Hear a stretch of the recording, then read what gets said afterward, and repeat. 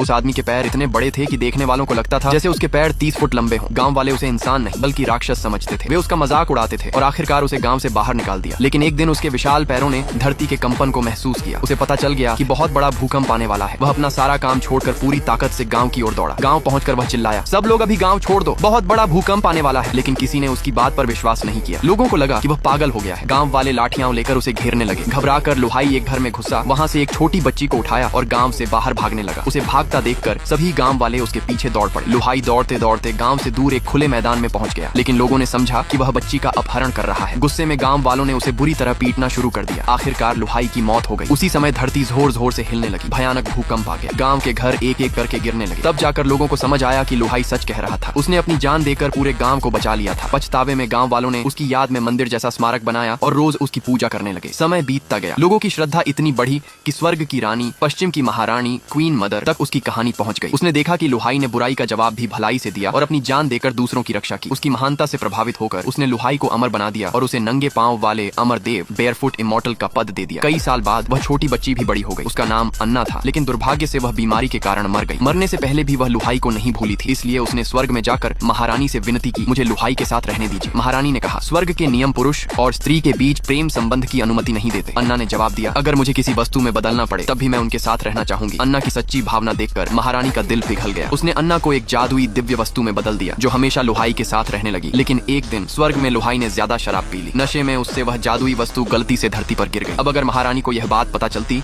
तो उसे सजा मिल सकती।